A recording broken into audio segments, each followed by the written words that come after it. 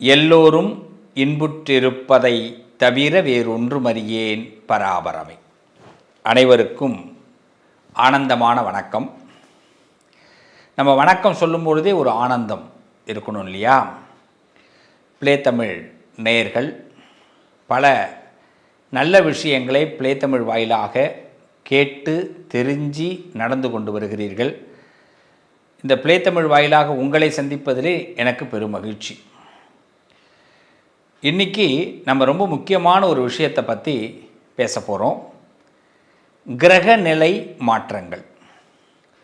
இந்த கிரகநிலைகள் மாற்றத்தினால நமக்கு என்னென்ன லாபங்கள் நடக்க போகுது, எப்படி அதை லாபமாக மாற்றிக்கிறது அப்படிங்கிறத பற்றி தான் இன்று பேச போகிறோம். அவசியமாக இந்த காணொளியை மிஸ் பண்ணாமல் பாருங்கள்.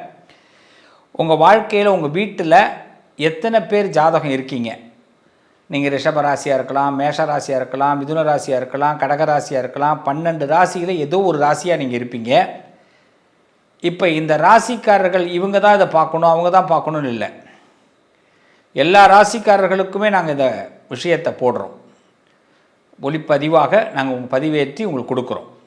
அதில் ரொம்ப முக்கியம், நீங்கள் பார்த்துட்டு யாருக்கும் பார்க்கலைன்னா கூட நீங்கள் ஷேர் பண்ணுங்கள். ஏன்னா சில நேரங்கள் நமக்கு ஒரு பொன்னான வாய்ப்புகளை கொடுக்கும், ரொம்ப அற்புதமான தருணங்களை ஏற்படுத்தும்.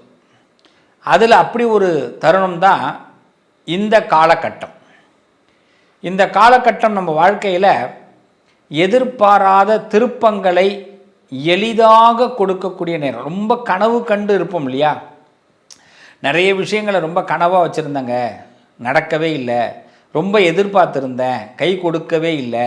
இப்படி பல புலம்பல்கள் கூட நம்ம மனசில் இருக்கும். அதுக்கெல்லாம் இப்போ ஒரு தீர்வு, முத்தாய்ப்பாக ஒரு தீர்வு ஏற்படக்கூடிய நேரம்.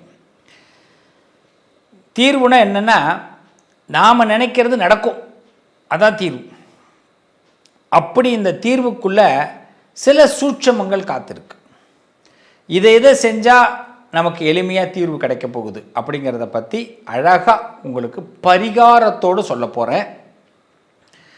கிரக பயிற்சிகள் சுக்கிரன், ராகு, சனி, சூரியன், புதன், செவ்வாய், குரு, கேது, எல்லா கிரகங்களும் நம்மளை எந்த அளவுக்கு இப்போ பாசிட்டிவாக, எந்த அளவுக்கு நம்மளுடைய நடப்புகளை கொடுக்க போகுதுங்கிறத தெளிவுபடுத்துவதற்கான பதிவு.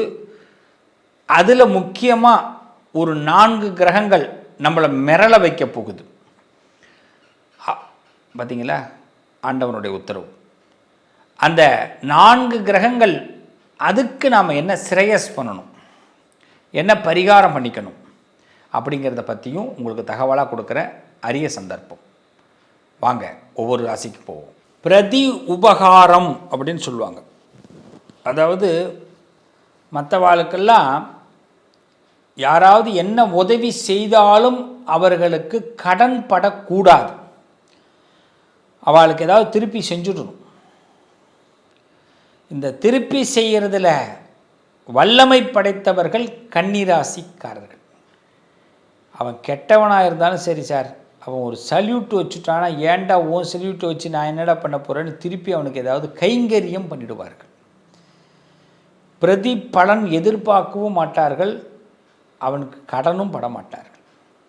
அப்படிப்பட்ட கன்னிராசிக்காரர்களுக்கு இப்போ ஒரு அற்புதமான ஜாக்பாட் டைம். அதில் ரொம்ப முக்கியம் என்னென்னா, 5வது வீட்டு பூர்வீக புண்ணியஸ்தானத்தில் செவ்வாய், 6வது வீடான ரிண ருண ஸ்தானத்தில் புதன், சுக்கிரன், ராகு இவங்கெல்லாம் உட்காரும்போது யாரை எதால் அடித்தா நமக்கு சக்ஸஸ் ஆகுங்கிற ஒரு மிகப்பெரிய பிளான் உங்களுக்கு கிடைக்குது. இதில் குரு வேறு 10ல் உட்காந்துருக்காரு, வக்கரகதி பெற்றிருக்கிறாரு. அதனால் அவருடைய ப்ளஸ் என்ன ஆச்சுன்னா, உங்களை யாராவது பதவியிலிருந்து துரத்தணும்னு நினச்சாலோ, உங்களுக்கு பதவி கொடுக்கக்கூடாதுன்னு நினச்சாலோ, உங்களை யாராவது பகைச்சிக்கணும்னு நினச்சாலோ, அவங்கள இடம் கண்டு அறிஞ்சி அவங்களுக்கு முன்னாடி வாழ்ந்து காட்டக்கூடிய நேரம். இன்னா செய்தாரை ஒருத்தல் அவர் நாண நன்னயம் செய்துவிடல். வள்ளுவ பெருந்தகை சொன்னது போல கெட்டவனை கூட வாழ வைக்கக்கூடிய நேரம் இந்த நேரம். அதில் முக்கியமாக 5வது இடத்துல செவ்வாய். மண், மனை, பூமி சம்பந்தமான பிரச்சனைகள் விலகப் போகுது. 5க்குரியவன் உச்சம் பெற்றிருக்கிறான். பங்காளி பகை விலகப் போகிறது. ஏதாவது பெரிய ஆலயங்களுக்கு சென்று தரிசனம் பண்ணக்கூடிய வாய்ப்பு இருக்குது. குடும்பத்தார்களோடு சென்று தரிசனம் பண்ண வாய்ப்பு இருக்குது. பங்காளிகளோடு சென்று, குடும்பத்தார்களோடு சென்று, அக்கா தங்கச்சிகளோடு சென்று பிரிந்த உறவுகள் சேரக்கூடிய வாய்ப்பு. ஏதோ ஒரு லாபத்தை இந்த நேரம் இரத்த உறவுகளால் ஏற்படும். செய்வானா அப்படின்னு யோசிக்கணும். மறந்துடுவான், அது நமக்கு லாபம். நம்மளை மறந்துடுவான். அப்போ ஏற்கனவே இருந்த பகை இப்போ விலகும். ஏற்கனவே இருந்த கோர்ட்டு கேஸ் சம்மந்தமான விஷயங்கள் நமக்கு சக்ஸஸ் ஆகும். ரிண ஸ்தானத்தில் சுக்கிரன், பணம் கொஞ்சம் சரளமாக செலவாகும், கவலைப்படாதீங்க, கடவுள் கொடுத்துருவார். ஆனால் ராகு அங்கே இருந்து புதனும் வக்கரகதி ஆகும் பொழுது போர்க்குணமாக உங்கள் மனசில் எதை வீழ்த்தணும்னு நினைக்கிறீங்களோ அதை வீழ்த்த முடியும். எங்கே உங்கள் கௌரவத்தை காப்பாற்றணும்னு நினைக்கிறீங்களோ அங்கே கௌரவம் காப்பாற்றப்படும். ஒரு இடத்துல தலை குனிய வேண்டிய விஷயமே வந்தாலும் அதில் தலை நிமிர்ந்துருவீங்க.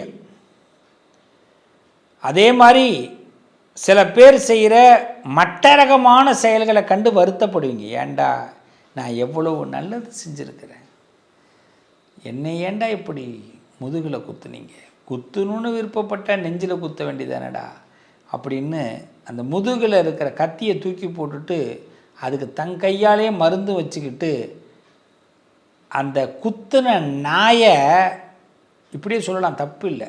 முதுகில் குத்துறவனுக்கு பேர் என்ன பண்ணுறேன்னா மகான்னா சொல்ல முடியும், நாய் தானே சொல்லலாம். நாயை அப்படின்னு சொல்லிட்டு வர நேரம், அலட்சியப்படுத்திட்டு வர நேரம், அதுவே அவனுக்கு தண்டனை. நம்ம திருப்பிலாம் அடிக்க வேணாம், போட அப்படின்னு. ஏன்னா தர்மம் இந்த கன்னிராசி இப்போ காப்பாற்ற போதும். தர்மம் காப்பாற்ற போதும். நீங்கள் பண்ண தர்மம், நீங்கள் பண்ண புண்ணியம், உங்களுடைய நல்ல மனசு, துரோகம் நினைக்காத மனசு, நம்புகிற மனசு, அப்பாவியாக இருக்கக்கூடிய உங்கள் மனசு, அதனால தான் சில பாதகர்கள் உங்களை நாசமாக்குறாங்க, கஷ்டப்படுத்துகிறாங்க. இன்றைக்கெல்லாம் உங்களை கண்டுபிடிச்சிடுவார் சுவாமி. பாதகர்களெல்லாம் உங்களை தூக்கி எறிஞ்சிட்டு உங்களை சந்தோஷமாக வைக்க போகிறார். நீங்கள் பட்ட பாடு தெளிய போகிறது. சொல்லுவாங்க, பால் ஒன்று உருவாகுதுன்னா அந்த பாலுக்கு பிறகு தயிர், தயிருக்கு பிறகு வெண்ணெய், வெண்ணெய்க்கு பேர் நெய். ஸோ பாலுக்கு பரிணாமங்கள் உண்டு. அதே மாதிரி தான் வெள்ளை மனம் கொண்ட உங்களுக்கு பல பரிணாமம், யாரும் உங்களை வீழ்த்த முடியாது. இதை இன்னும் என்ன கொஞ்சம் குரோத் என்ன கொடுக்குறாருன்னா, இந்த கன்னிராசிக்காரர்கள் மலை பிரதேச திருத்தலங்களுக்கு சென்று வருவது இந்த நேரத்தில் நல்லது.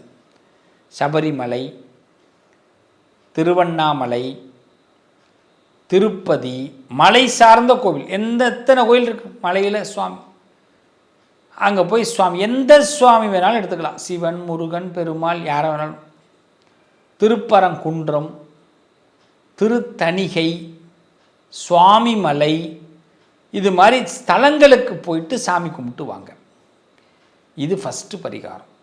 2வது பரிகாரம், இந்த புதன் உச்சம் ஆட்சி பெற்றிருக்கிறனால அறிவுடைய மக்களுக்கு ஏதாவது விருது வழங்குங்க. ஒரு பாராட்டு, உங்கள் பழைய வாத்தியாரை பார்த்து ஒரு பாராட்டுறது, உங்களுக்கு ஏதாவது சொல்லி கொடுத்தவர்களை பார்த்து பாராட்டுறது, குருமார்களை பார்த்து பாராட்டுறது. உங்களுக்கு நல்லது எவனாவது செஞ்சுருந்தானோ அவனை பாராட்டுங்க. இந்த நேரத்தில் அவனால் உங்களுக்கு பெரிய கிஃப்ட்டு கிடைக்கும். இந்த பிள்ளைகளுக்கு, படிக்கக்கூடிய பிள்ளைகளுக்கு ஏதாவது பேனா, பென்சிலு, புத்தகம் வாங்கி கொடுங்க. ஏதாவது ப்ரெசண்ட்டு, ஒரு பர்த்டேன்னு ஒருத்தன் வரானா சாக்லேட்டு கொடுக்கறத விட்டுட்டு ப்ரெசண்ட்டாகவே இது மாதிரி கொடுங்க. இதெல்லாம் உங்கள் குடும்பத்தை வாழ வைக்கும். மருத்துவம் சம்பந்தப்பட்ட துறையில் உள்ளவர்களுக்கு மருத்துவ பிரச்சனைகள் ஏதாவது அவங்களுக்கு ஏதாவது இருந்தால் ஹெல்ப் பண்ணுங்கள். மருத்துவ துறையில் உள்ளவங்களுக்கு ஏதாவது பொருள் வாங்கி கொடுங்க.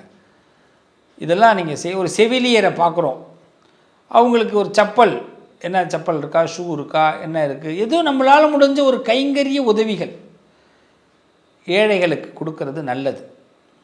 ஒரு நண்பர் பார்த்திங்கன்னா ஹெல்மெட்டு ரொம்ப நஞ்சு போயிடுச்சு, முடியல. அவர் ஒரு மாற்றுத்திறனாளி. அப்போ நான் சொன்னேன், அவர் உடனே அந்த மாற்றுத்திறனாளி அந்த நண்பருக்கு உடனே ஹெல்மெட் வாங்கி கொடுத்தார். 1600 என்னமோ உடனே காசு கொடுத்து உடனே வாங்கியே கொண்டு வந்து கொடுத்தார். அவரால் வாங்கவே முடியாது. அப்படியே வாங்கினாலும் ஒரு 500 ரூபாய்க்கு வாங்கலாம். இவர் வந்து நல்ல காஸ்ட்லியான ஹெல்மெட், அது என்னவோ சொல்கிறார், கொடுத்து வாங்கி கொடுத்தார். ரொம்ப திருப்தி. இவருக்கு தலைக்கு வர்றது தலைப்பாகையோடு போய்டும். இந்த நேரத்தில் இது மாதிரி உதவிகளை இந்த கன்னியாராசிக்காரர்கள் செய்ய, கன்னிராசிக்கு இருக்கக்கூடிய கோபம் தனியும், பெரும் பகை விலகும். இந்த நேரம் சுவாமி உங்களை, மலையில் இருக்கக்கூடிய சுவாமி உங்களை முன்னேற்ற போகிறார். பிரச்சனைகளை தூக்கி எறிய வைக்க போகிறார். நல்லது நடக்க போகுது. ஸோ கிரகங்கள் உங்களுக்கு சப்போர்ட் பண்ணுறாங்க. நல்லது நடக்கும்.